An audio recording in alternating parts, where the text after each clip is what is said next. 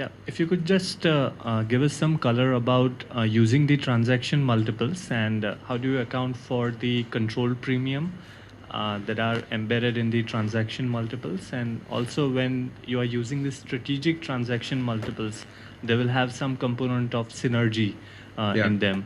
So how do you really strip out that and have your proper transaction multiples to value?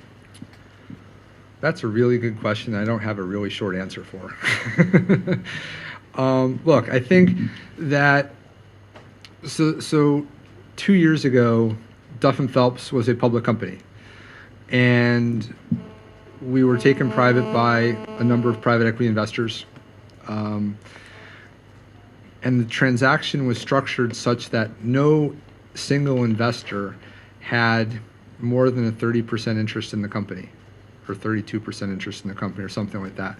So essentially, every investor acquired a minority interest in the company, right? So nobody had control. The stock was publicly traded, and don't quote me on it, but I think the investor group paid a control premium of 25-ish%, call it, okay? So nobody has control. They bought a company that is now not marketable for a 25% control premium to a public price that is marketable. Most of you would say that that makes absolutely no sense from a theoretical perspective, okay? So this is part of my way to dodge your question by saying it really depends. You have to really look at the details of each transaction, what was being done and why. So I mean, it's all financial buyers. There's no synergies in that transaction, yet there's control being paid for. The investor group said that we just think it's a very undervalued company, and there's things that we can do to create more value in that company by adding to it, growing it internationally. We just acquired American Appraisal, and adding new business lines, which we acquired Kinetic Partners. That's a compliance firm earlier this year, and our revenue is 40% higher than it was a year ago in 6 months. So they paid a control premium because they thought the stock was already undervalued, and they saw an opportunity to create more value by doing things with the company. It is difficult what you mentioned, it's difficult. When we think about control premiums that are paid or discounts to the comps that are essentially realized or gained through negotiation, those are things that we think about. We don't necessarily adjust it out, but we will look at it and say, why did you pay a premium, to our manager? To the extent that it's in the comps, it's kind of hard to take out, and we may know the transaction because we work with a lot of funds. We may not, and we may not know the details. But we will think about what our client's paying versus what the comps are at, and are they paying essentially a control premium for a private company? We'll look at that period over period and say, are the reasons that you paid that premium? So Carlisle, you paid a premium for Duff and Phelps. Why? We think we could add value by doing X, Y, and Z. Go forward 2 years. Okay, Carlisle, are you still doing X, Y, and Z? Or is the thesis that you had wrong? And have you found that you couldn't add that value to the company? And therefore, should that premium that you paid now be taken away? And maybe you should be trading at the same level of the comps, or should it be taken out, or maybe even reversed, and there should be a discount because you screwed up, and you really aren't going to create value here, and you've probably lost money by doing this. So it's difficult to adjust transactions that you don't know the details of, and why. I mean, we can try, but it's difficult to do because you don't know what their models were. You don't know how much synergies they had. You don't know what they thought they could do by having control of the company. Sometimes there's some public articles that talk about what they're doing or things like that.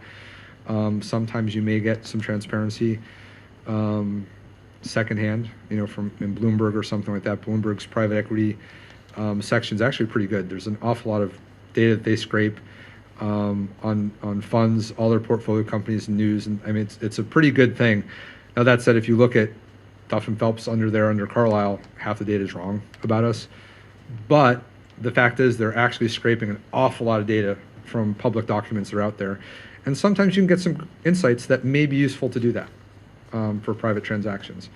Where it's strategic transactions, there's usually not enough in public filings, from public acquirers to really get down to the details. So it's probably more difficult, but maybe you can glean it from analyst reports.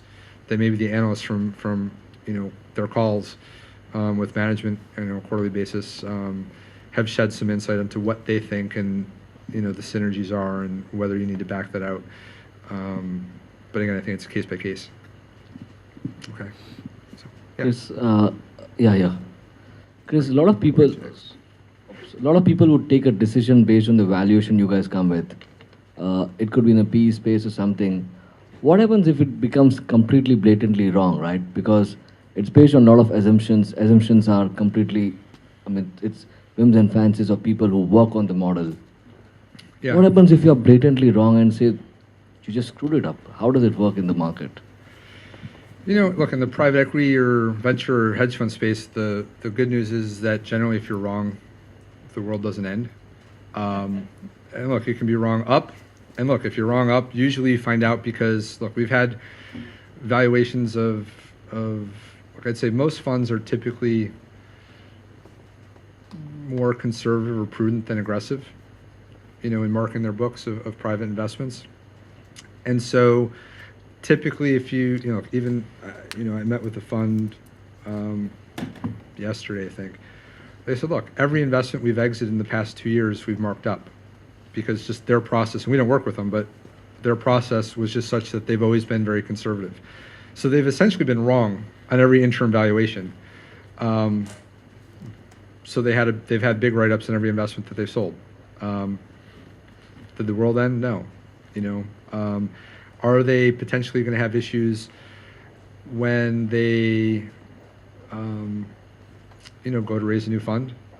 That if they haven't realized some investments yet, that they may be, the regulators are very strict on what you provide to LPs or potential LPs when you're fundraising. So if you're being very conservative, you're going to be in a spot where you're not going to be able to tell a great story about your returns on your current investments. That may not be good for you. The clarification, Chris, is saying that as a GP, right, you could do a mark-to-market based on the valuation given by you, right? Yes. LPs could come back to GPs and saying that, guys, either you undermarked it to a large extent, which impacted them, or you overrated it, which Yeah. could have a liability because you are supposed to give right valuation in NAV reports.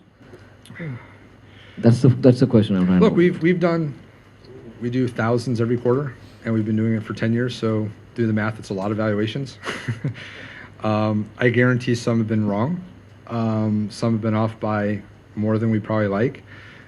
That said, touch wood, we're still here. So look, we do our best. Part of it comes down to documentation. Knowing what you know, I think it's knowing what you knew at the valuation date. That largely the world has been very understanding that unanticipated things happen. And so as long as you've done your job, so in Europe, AIFMD, I don't know how familiar you guys are with it, but AIFMD has a concept of an external valuer. If you are named an external valuer for a fund, you have unlimited liability to the fund. If you essentially willfully don't do your job. So if you've done your job and you've considered the relevant approaches, if you've considered, the assumptions reasonably, and you're just wrong, you pick the multiple of 5x and it ended up being 7x. But if you've supported it and you've done it reasonably, the liability doesn't kick in. That the way that AFMD has been written, saying, look, if you're doing your job, if you're doing it reasonably, and you're making a best efforts attempt at it and you document it, you don't have the liability. But if you willfully don't and say, I'm going to mark it at 1x, and it should have been 7, just because you have it in for the manager or something like that, then you're going to have the liability. And so largely it goes back to what I said earlier. If you document what you've done and why you've done it, and that's a big part of what we do. We're relatively risk-averse creatures. Most of people in our profession not just at Duff and Phelps, but broadly in our profession, came out of Big Four. So that risk averse, tick and tie, document things, auditor mentality, pervades our industry. And so we try very hard to say, what did we know? What could we have known? And the beauty is the internet has made it easier. At the same time, it's made it harder, because if you don't take a look on the internet for certain things, it's embarrassing if a company that you valued you find is out of business, and if you just Googled it, you would have known. That would be very embarrassing. So it's made more steps for us to do to make sure we document, but if we do it, so far so good. Okay? Yes. What are the motivations for your clients to get their investments back? Where I'm coming from is at a public listed company has an incentive to give information of the sell-side analyst.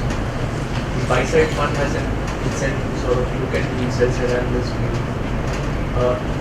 In your business, what is the motivation for a company to sort of, for a client to sort of get its investments back? Is it purely a compliance thing, or do they have other motivations? So I would say the number one reason that I get hired is because investors want more transparency, period. That investors are telling the funds, if you want $500 million, you're going to hire a third party to value your assets. So it's a bit of trust, but verify. There have been enough frauds in the alternative investment community that trust but verify has really become an investor mantra.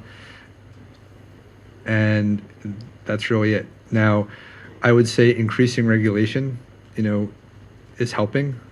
It's not the driving force behind our business, but I'd say it's a favorable tailwind. So that 2 years ago, the SEC started doing its presence exams in the U.S., and over the past 2 years, you've seen articles in the paper here and there about this fund got looked at, and they're fraudulent expenses or whatever. They're running their airplane costs through, and they didn't tell investors they were going to do that, or they did tell their investors they were going to run their country club fees through the fund, and they did, but the SEC doesn't like that, but the investors signed up for it, so what can you do? The reality is that, look, fear sells. When funds see valuation come up as a topic from the SEC presence exams, and the SEC talks about it at conferences and things like that, it makes the funds think, I better do a better job. I can tell you there was a fund that went through a SEC exam that called us. They had no valuation documentation at all. And the SEC said, send us 3 years of quarterly valuations. They had nothing. They called us and said, we need you to help us create 3 years of valuations in like 2 weeks for like 50 investments.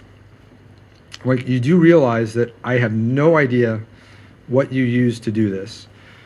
I'm gonna have to do all this primary research 2 to 3 years after the fact, or 1 to 3 years after the fact. I don't know if I'll be able to find what you used to support these assumptions. I may not be able to come up with those answers. Mostly we did, but some we didn't. And they had to live with it, and it caused some problems for them. In Europe, the FSCA, I think in London, we've met with them. If you talk to any private equity fund in London, they will tell you they're not going to do anything. Nothing's coming out of this. If you go talk to the FCA, they say absolutely. They said the beauty is that the SEC just gave us the roadmap. They spent 2 years learning what to ask. We now know what to ask on day one. So the FCA plans on having teeth on day one. It's going to be very interesting to see what happens in Europe when those two opinions collide. I'm guessing the funds won't win. And look, the reality is how many government budgets go down? Not many. So my guess is that regulation is only going to go up, over time. So from my perspective, look, it's a favorable tailwind. It's going to continue. Investors have been the biggest driving force to it, but that regulation's not bad for me. So, okay. Somebody else? Do you guys want me to touch on credit real quick? Just real quick. In the credit space, look, we look at enterprise value. Is there adequate coverage to cover the loan? If so, we'll do a discounted cash flow analysis on the loan. We will look at yield, do a credit analysis at the inception date of the loan to determine the credit quality of the company, and then we carry that analysis forward every quarter and redo a credit underwriting to see how its performance has changed and how its creditworthiness has changed. At the inception date, we'll look at, is there essentially a premium or discount to what we deem as a market price, given the rating of the company.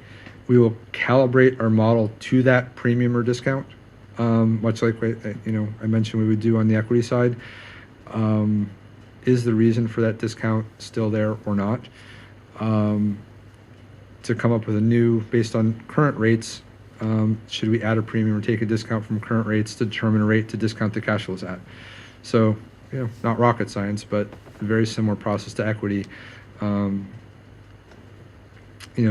More focusing on a credit analysis and ratio analysis of credit worthiness, but still looking at, what are the prospects for the company? If something significant changed, I think one of the things that we see people doing wrong more often than not is, a company loses its biggest customer.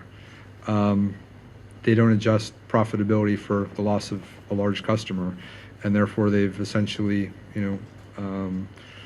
misrated the company's credit quality and underestimated the yield that a new investor would require for that credit at the new valuation date.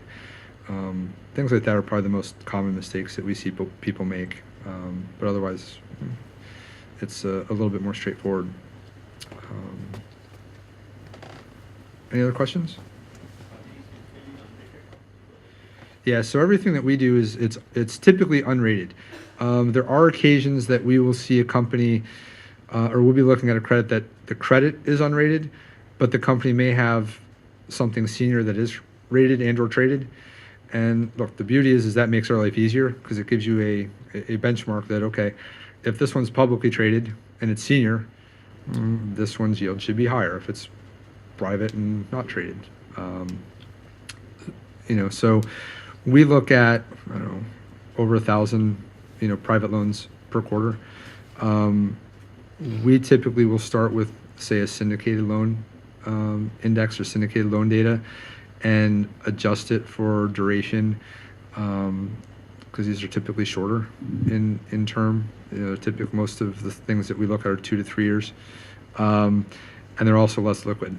So we'll make some adjustments to account for liquidity and duration to come up with a new yield curve based on credit quality, period to period. So, okay.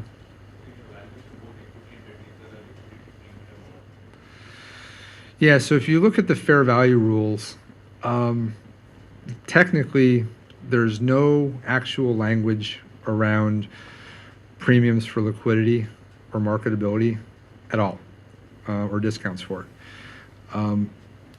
That said, if pretty much every manager we talk to will explicitly or implicitly include it in their valuation. So whether they bake the discount for marketability into their EBITDA multiple and just choose a lower multiple to apply to the company, or whether they apply what they think is the market multiple and then take a 10% or 20% or whatever the discount is for marketability at the end of the analysis explicitly, they'll do that. Same thing with yield. Some people will, incorporate it into the yield. Some people won't. It partly depends on what clients use as data. That some of our credit fund clients have very large portfolios and they know the market really, really well. Some people don't have as good a data in-house because they don't have as big of a function and they're not doing as much of it. Or, it's kind of, we're really equity guys, but to get in the deal, we had to make a debt investment. So they're just not that familiar with it, but they wanted the exposure to the equity. So they put a piece of debt in, so they're not as good at it. And they don't have, they're not credit guys, and so they're using maybe bond market data to benchmark illiquid, middle market loans, which, it's better than nothing, but it's still a far cry in terms of comparability from the securities being looked at. So we try to get to something that's as close as possible that accounts for the fact that liquidity is different But essentially, whether it's baked into the yield or it's explicitly done separately or in the multiple, almost every manager will do something to account for it. And that'll change over time. You know, if there's a transaction that's been announced in the company's stock or somebody's acquiring the company, generally you've got a new price. You know, sometimes it's spot on where they had it marked last quarter. Oftentimes it's more. Sometimes we see it significantly less, you know, that they were just overly optimistic and people don't see it as good a company. I would say that largely what we see or what we recommend people do if they haven't is that they don't necessarily throw out their old valuation unless it's the new offer has exposed something that was fundamentally flawed in their old analysis, in which case you should adjust for that. But to kind of look at both approaches and say, look, here's our old analysis, however we did it, whether it was all income approach or whether it was a weighting of multiple approaches, but now we've got a bid on the table or an offer on the table for the company, and that we should incorporate that into our analysis somehow. Now, when you've got that offer, what is the likelihood of that happening? Is it just a letter of intent and there's been really minimal due diligence done? You don't know if the company has financing lined up yet. Are there regulatory hurdles that are maybe very high to overcome and it may not be approved? You know, if so, you may not weight it very heavily, or you keep a healthy marketability discount on the company because you just don't know what will happen. But as those hurdles are resolved, typically what we would tell people is you should be weighting that more and more, and or that a discount, let's assume the price is higher, that a discount to that transaction price shrinks over time.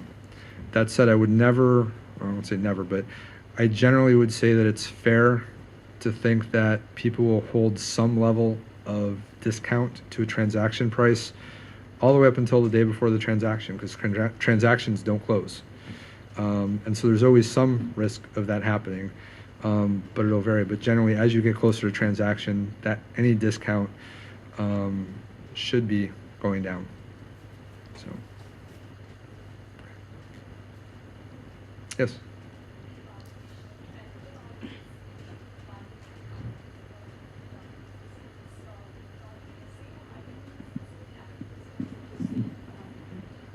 Let's say Europe or Asian countries or African countries? I think when you get to, I'll say, just say broadly emerging markets, the biggest challenge is, look, a lot of the companies will tend to be smaller. So, you know, you may see more discounted cash flow analyses because it may not be a startup. It's just in emerging markets, so you may have more discounted cash flow analysis. Comparable companies may be harder to come by, and or if you look at the trading volume of the comparable companies, it may be much spottier. You know, that it's not necessarily, you know, New York Stock Exchange, you know, millions of shares trading a day. It may be trading by appointment, you know, a couple times a week or things like that. And so the reliability of any multiples that you calculate using comparable company data, if you can find comparable companies in those markets, it may be very low. You know, one can always question, should you use, you know, comparable companies from a more developed, you know, market as proxies? I think it's fair to say that it's something you should consider, and I think case by case it'll vary whether it's a high level indicator of where that, you know, where investors think that industry or asset class is moving, or whether you think that it's close enough that it's actually indicative of where the price movement for that company should be. You know, and again, transactions, you may not have any transactions at all. So you may be much more limited on what you can look at. So in our world, even between private equity funds and hedge funds that we work with, there's a huge disparity in data. You know, that we see a lot of people that the lead investor in a company tends to have great data. They tend to sit on the board. They've got, you know, full access to every board meeting. They've got all the board discussions. They know if there's offers on the company. They know if there's a new round of financing or a leverage recap coming. They've got all kinds of great data, where a lot of times you see a lot of pensions, a lot of hedge funds that, you know, do small co-investments alongside, you know, Carlyle or you know, large investors, they don't have as much. You know, they may get 3-month trailing financials, and they've got last year's board packet that's 9 months old. They don't really have a whole lot. And that just asymmetry in information, I would say generally, if you said, you know, give me a typical discount or die, 20%. That typically just a lack of information for a given private equity investment in the more developed, you know, Europe, Asia, or North America, tends to be about 20% just for lack of information from a lead investor to a co-investor. It'll vary by company, clearly, but if I had to pick a number, I'd say it's something like that. So I think going to emerging markets where you have less data, it's going to be harder. And while you're not necessarily taking a discount, the fact is the discount rate that some of these, or the return that some of these are required, because they're likely to have less information, that there's likely to be more, maybe not operational risk. Maybe the company's doing fine, but people just are worried about political risk, things like that, that your discount rate is likely to be higher even on the DCF that you got.